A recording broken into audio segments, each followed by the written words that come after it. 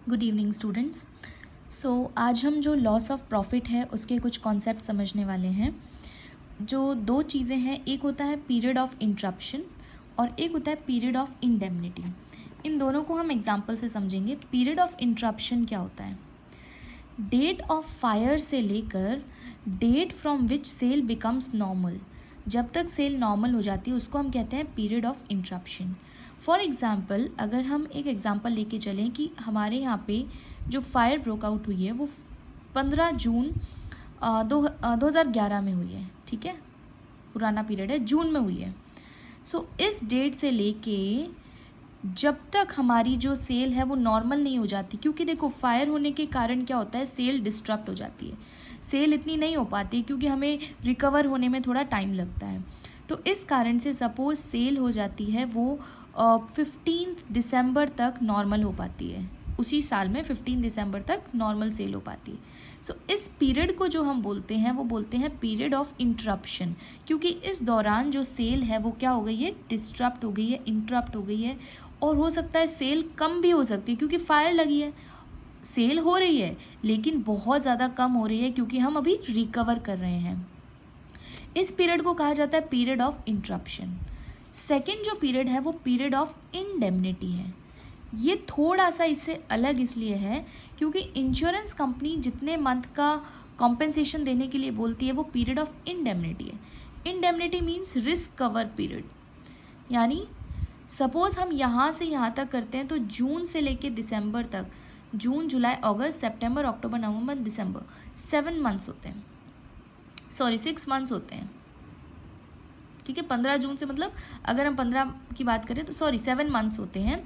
7 months की जो cell है वो हमारी इंटरप्शन हुई है, लेकिन हो सकता है इंश्योरेंस कंपनी हमें इतना कवर ना दे, वो बोलेगी कि हम चलो आपको 5 मंथ्स का ही कवर करेंगे, कि आपको इस दौरान जो नुकसान हुआ है ना प्रॉफिट का, सपोज़ क्या होता है कि जैसे इस समय मेरी जो सेल है वो 60,000 रुपये ही हुई है, ठीक है, सेल कम हो गई मतलब मेरा प्रॉफिट भी कम हो गया।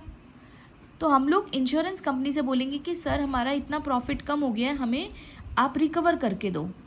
तो हम इंश्योरेंस कंपनी हमें उतने का नहीं करके देगी, हो सकता है वो थोड़ा कम करके दे, तो इसको बोलते हैं पीरियड ऑफ इंडेमनिटी। जिस पीरियड के लिए इंश्योरेंस कंपनी हमें कंपेंसेट करके देती है उस पीरियड को पीरियड ऑफ इंडेमनिटी कहते हैं। वो हो सकता है इंटरप्शन के पीरियड के बराबर भी हो और हो सकता है इंटरप्शन के पीरियड से कम भी हो। जैसे हमारे इस केस में इंटरप्शन पीरियड 7 मंथ था और इंश्योरेंस कंपनी ने हमें कितने मंथ का इंटरप्शन दिया, इंडेमनिटी का पीरियड दिया 5 मंथ्स का, यानी जो नुकसान हुआ है वो 5 मंथ तक का हुआ है। नेक्स्ट आता है क्लेम फॉर लॉस ऑफ। अब हम समझेंगे कि हम लोग क्या कैलकुलेट करते हैं इस चीज़ में। हम लोग कैलकुलेट करते हैं क्लेम। क्लेम किस चीज़ का, हमें नुकसान हुआ है किस चीज़ का, नेट प्रॉफिट का, क्योंकि फायर ब्रोकआउट हो गई फैक्ट्री में और इस दौरान जो हमारी सेल हुई है वो बहुत कम हुई है और सेल कम हुई तो प्रॉफिट भी कम हुआ है। तो हम क्या मांग कर रहे हैं इंश्योरेंस कंपनी से, हम उन्हें कह रहे हैं कि हमें जो प्रॉफिट का नुकसान हुआ है वो आप हमें इंडेमनीफाई करके दीजिए। इंश्योरेंस कंपनी एग्री हो जाती है। तो पहली चीज़ तो है कि वो नेट प्रॉफिट हमें देगी उस पीरियड के लिए। सेकंड, अगर हमने कोई खर्चा किया है, जैसे सेल जिस दिन फायर ब्रोकआउट हुई उस दिन हमें थोड़ा खर्चा करना पड़ रहा है, सपोज सब चीज़ें रिकवर करनी पड़ रही है, जो फैक्ट्री है उसे सही करना पड़ रहा है, तो इस कारण से हमारे कुछ खर्चे लग रहे हैं, कुछ एक्सपेंसेस हो रहे हैं, उसे हम कहते हैं कॉस्ट ऑफ वर्किंग। उन खर्चों के इंक्रीज़ होने के कारण भी हम उनसे इंश्योरेंस कंपनी से पैसा मांग सकते हैं। हम दो चीज़ का पैसा मांगते हैं, एक तो जो हमें लॉस ऑफ नेट प्रॉफिट हुआ है और एक जो हमारी कॉस्ट ऑफ वर्किंग इंक्रीज़ हो गई है उसका भी हम पैसा मांगेंगे, कि हमारे जो खर्चे बढ़ गए हैं उसके भी हम पैसे मांगेंगे। और इंश्योर्ड चार्जेस आपको पता ही है, इंश्योर्ड स्टैंडिंग चार्जेस क्या होते हैं। स्टैंडिंग चार्जेस का मतलब होता है फिक्स्ड एक्सपेंसेस। वो खर्चे जो फिक्स्ड हैं और जिनको इंश्योरेंस कंपनी एग्री हो जाती है इंडेमनीफाई करने के लिए, यानी इंश्योरेंस कंपनी एग्री हो जाती है कि ठीक है चलो रेंट का पैसा हम दे देंगे, हम इंटरेस्ट का पैसा दे देंगे, सैलरी दे देंगे, वेजेस दे देंगे स्किल्ड एम्प्लॉयज़ की, ये पैसा वो कवर करके दे देंगे, यानी ये इंश्योर्ड स्टैंडिंग चार्जेस बन गए। हो सकता है कुछ चार्जेस इंश्योरेंस कंपनी ना एग्री हो इंडेमनीफाई करने के लिए, उन्हें हम कहेंगे अनइंश्योर्ड स्टैंडिंग चार्जेस, उन्हें हम कहेंगे अनइंश्योर्ड स्टैंडिंग चार्जेस। सो ये दो टॉपिक हो गए। अब हम आते हैं हमारे एग्जाम्पल की तरफ। मैंने एक डायग्राम बनाया है, इस डायग्राम को आप भी अपनी नोटबुक में बना सकते हो। ये है मेन, ठीक है, करंट ईयर है। करंट ईयर में सपोज ये हमारा साल चल रहा था, अच्छा भला चल रहा था अप्रैल से। अप्रैल से क्या हुआ, 15 जून को एक हादसा हुआ, हादसे में हमारी फैक्ट्री में आग लग गई। डेट क्या है, 15 जून, ओके। और डेट इस दिन से लेकर इस दिन तक जो हमारी सेल थी वो हमारी एक्चुअल सेल कहलाएगी, ठीक है। क्योंकि हो सकता है, देखो, फायर के बाद कुछ महीने हमें रिकवर होने में टाइम लगता है, तो ये जो हमारी सेल है वो एक्चुअल सेल है। और इसी दौरान ही हमें प्रॉफिट का नुकसान होता है, क्योंकि अब हमारी सेल कम हो गई, और सेल कम हो गई तो प्रॉफिट में भी कमी आ गई। तो ये ईयर चलता रहा। 15 दिसंबर को हम रिकवर हो गए अच्छे से। सो इंश्योरेंस कंपनी हमें कब तक का पैसा देती है, जिस दिन फायर ब्रेकआउट हुई उससे लेकर जब तक हम रिकवर नहीं हो जाते, यानी पीरियड ऑफ इंटरप्शन। ये पीरियड क्या कहलाता है, पीरियड ऑफ इंटरप्शन कहलाता है। उसके बाद हमारी सेल नॉर्मल होती गई और 31 दिसंबर को हमारी सेल 31 मार्च को हमारी सेल ईयर एंड हो गया, ओके। सो ये हो गया हमारा करंट ईयर का। अब सेम चीज़ हम प्रीवियस ईयर में देखते हैं कि जिस दिन फायर ब्रेकआउट हुई उससे जस्ट सिमिलर पीरियड ले लेंगे पिछले साल का, तो वही पीरियड, उस पीरियड में जो सेल होती है उसको कहते हैं स्टैंडर्ड टर्नओवर।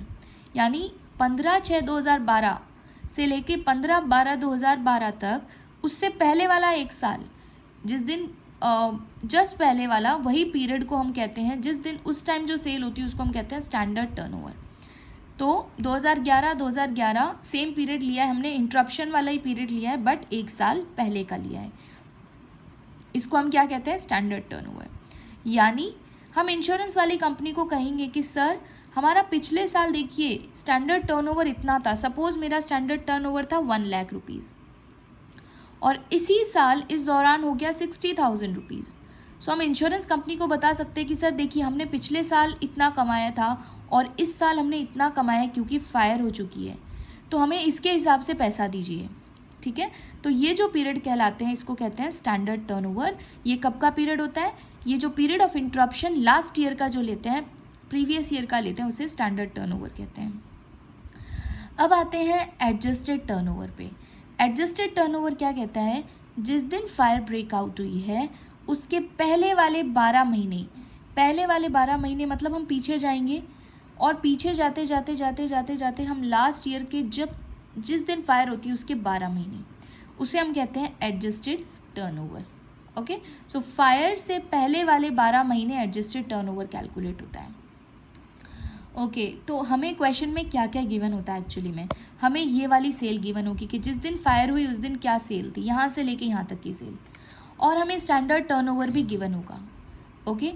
और दूसरी बात, हमें पिछले साल का, पूरे साल का टर्नओवर गिवन होगा, बिकॉज इसी से ही तो हम, पिछले साल के टर्नओवर से ही तो हम लोग उनसे मांगेंगे कि सर देखिए हमने पिछले साल इतना कमाया, हमें इस साल भी इतना ही कमा सकते थे, लेकिन क्योंकि फायर हो गई हम नहीं कमा पा रहे हैं, तो इस वजह से आप हमें उतना पैसा दीजिए।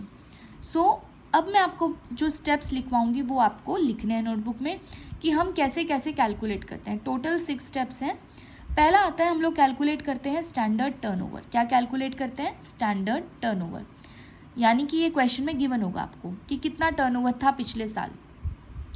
सो claim period of previous year, इसमें हम क्या करेंगे, आपको अगर क्वेश्चन में ट्रेंड गिवन है तो ट्रेंड को हम बढ़ा देंगे, ट्रेंड बढ़ा के हम टर्नओवर लिखेंगे, क्योंकि हो सकता है, देखो, पिछले साल से इस साल ट्रेंड बढ़ा होगा, हो सकता है वो 15% बढ़ा है, 16% बढ़ा है, 25% बढ़ा है, क्वेश्चन में गिवन होगा ट्रेंड, तो आप उसको इंक्रीज़ कर देंगे।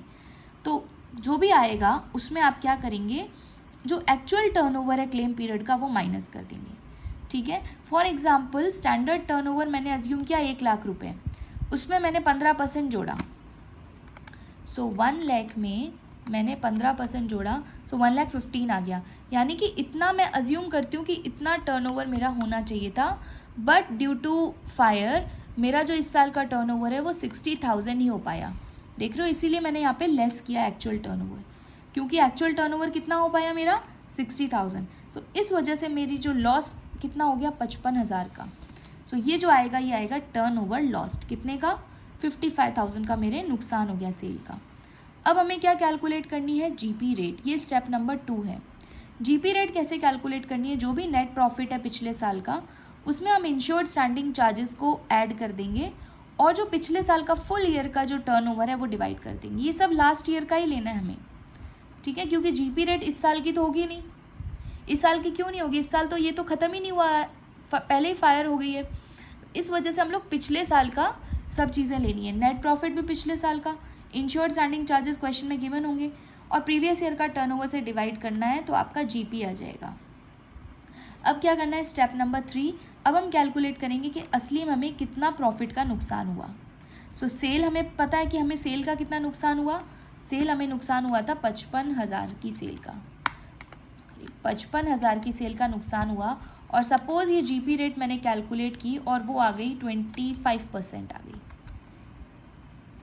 सो बताओ मेरे को कितना प्रॉफिट नुकसान हुआ, प्रॉफिट हो गया 13,750 का नुकसान हो गया। यहाँ तक हम पहुँच चुके हैं, लॉस ऑफ प्रॉफिट आ गया। तो बताइए फर्स्ट चीज़ ओवर हो गई। हम इंश्योरेंस कंपनी से क्या मांगते हैं, एक तो प्रॉफिट का पैसा मांगते हैं, दूसरा क्या मांगते हैं हम एडिशनल एक्सपेंसेस का पैसा मांगते हैं। तो एडिशनल एक्सपेंसेस के लिए स्टेप 4 में हम आते हैं। एडिशनल एक्सपेंसेस में आपको 3 चीज़ें कैलकुलेट करनी है और उसमें से जो भी कम है वो लेना है, लीस्ट ऑफ द फॉलोइंग। 3 चीज़ें क्या है, पहला है आपने एक्चुअल में कितना खर्चा किया। फॉर एग्जाम्पल मैंने सेल को बढ़ाने के लिए एक्चुअल में जो एक्सपेंडिचर किया वो 10,000 का किया, मैं यहाँ पे लिख देती हूँ कि मैंने 10,000 का खर्चा किया। बी पॉइंट क्या निकालना है आपको, GP on turnover achieved due to additional expenditure. Additional expenditure करने के कारण आपने कितना सेल किया और उस पर जीपी निकालो। फॉर एग्जाम्पल यहाँ की मैं बात करती हूँ, यहाँ पे हमने कितना सेल किया था एक्चुअल में 60,000, खर्चा किया, खर्चे के कारण जो सेल हुई उस पर जीपी निकालना है। सो अगर ये क्वेश्चन में गिवन है कि जो turnover achieve due to additional expenditure आपका कुछ गिवन है कि खर्चा करने से आपकी सेल कितनी हो गई, उस पर आपको जीपी कैलकुलेट करना है। तो हमारे केस में हमें नहीं पता है अभी, सपोज हम मान लें 60,000 की सेल हुई, सो हमें क्या करना है 60,000 पे जीपी रेट निकालनी है और जीपी रेट हमने कितनी कैलकुलेट की थी 25%। सो हम लोग 60,000 का 25% कर देंगे, 15,000 आ गया। यहाँ मैं लिख देती हूँ 15,000, ओके। और सी जो है, सी क्या है, एक मिनट यहाँ पे आ जाइए। सी है कि जो भी एडिशनल एक्सपेंडिचर किया है आपने उसमें आप क्या करेंगे, GP on adjusted turnover. Adjusted turnover आपको पता ही है, फायर ब्रोकआउट हुई उससे जस्ट 12 महीने पहले, ठीक है। एडजस्टेड टर्नओवर मैंने अभी आपको बताया कि जिस दिन फायर हुई उसके जस्ट ये रेड डॉटेड लाइन है, ये पूरा 12 महीने का पीरियड लिया जाता है, उस पर हमें जीपी कैलकुलेट करना है। उसका जीपी लिया अपॉन जीपी एज अबव, तो ये जो जीपी आया इसको वापस नीचे लिखना है, प्लस अनइंश्योर्ड स्टैंडिंग चार्जेस लिखने हैं। क्या लिखने हैं, इंश्योर्ड वाले नहीं लिखने हैं, अनइंश्योर्ड स्टैंडिंग चार्जेस लिखने हैं। तो मेरे केस में सपोज मैं एग्जांपल लेती हूँ कि एडिशनल एक्सपेंडिचर अभी मैंने सोचा था 10,000, उसमें मैं एडजस्टेड टर्नओवर की बात करूँ, एडजस्टेड टर्नओवर अगर हम एग्जाम्पल के तौर पे ले लेते हैं 1 लाख, और 1 लाख पे जीपी निकालना है, 1 लाख का जीपी, 1 लाख पे जीपी परसेंटेज है 25%, कितना आ गया 25,000। So 10,000 into 25,000 upon GP as above, same चीज़ आपको नीचे लिखनी है 25,000 और प्लस करने uninsured standing charges, for example वो 5,000 हैं। अब इसको सॉल्व करना है। सो देखो 25 अपॉन 30, 25,000 अपॉन 30,000 इंटू 10,000 कितना हो गया 8333 हो गया। सो ये हो गया 8,330। इन तीनों में जो भी कम है वो लेना है, दिस एक्चुअल एक्सपेंडिचर में, GP on turnover additional achieve इसमें, और एक इस वाले में सी में। सो मुझे लगता है इन तीनों में से सबसे कम कौन सा है, 8333, तो ये ले लिया जाएगा। बस अब हमारा काम हो चुका है। अब हम आ जाते हैं हमारे टोटल लॉस कितना हुआ है। एक तो हमें प्रॉफिट का नुकसान हुआ है, लॉस ऑफ प्रॉफिट, एक हमें एडिशनल एक्सपेंडिचर का जो खर्चा हुआ है ये वाला 833, और अगर कोई सेविंग दे रखी है ना, सेविंग हम लोग लेस कर देंगे क्योंकि ये लॉस तो हुआ ही नहीं है, सेविंग हो गई है। सो इन दोनों को ऐड करके सेविंग लेस कर देंगे तो आपका टोटल लॉस ऑफ प्रॉफिट आ जाएगा। ओके, नेक्स्ट क्या करना है, आपको कैलकुलेट करना है इंश्योरेबल टर्नओवर। इंश्योरेबल टर्नओवर का मतलब है कि GP on adjusted turnover. GP on adjusted turnover. Adjusted turnover question में गिवन होता है। एडजस्टेड टर्नओवर क्या होता है? फायर ब्रोक आउट हुई उससे 12 महीने पहले। तो हमारे एग्जाम्पल में शायद हमने 1 लाख लिया था, 1 लाख का 25% करना है तो इंश्योरेबल टर्नओवर आ जाएगा। ये कहाँ यूज़ होता है वो हम आगे देखते हैं। टोटल क्लेम अब हम कैलकुलेट कर रहे हैं कि हम इंश्योरेंस कंपनी से कितना पैसा मांगेंगे। तो आपको पता होना चाहिए कि अगर हमारा इंश्योर्ड अमाउंट इंश्योरेबल से ज़्यादा है, जैसे हमारे को जो इंश्योर्ड हमने करवाया वो 20,000 का करवाया है, सॉरी 22,000 का इंश्योर करवाया, लेकिन इंश्योरेबल अमाउंट था वो 25,000 का था। पॉलिसी होनी चाहिए थी, इंश्योरेबल अमाउंट मीन्स पॉलिसी कितने की होनी चाहिए थी, और आपने करवाई कितने की? कम की करवाई है। अंडर इंश्योरेंस है, और जब भी अंडर इंश्योरेंस होता है तो एवरेज क्लॉज लग जाता है, यानी कि ये फॉर्मूला लग जाता है।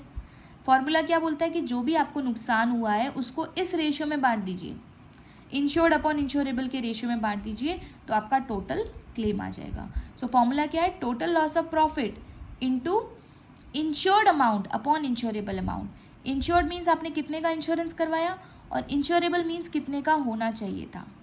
सो इससे आपका क्लेम आ जाएगा। सो नेक्स्ट क्लास में हम लोग इसका एक सॉल्यूशन करेंगे।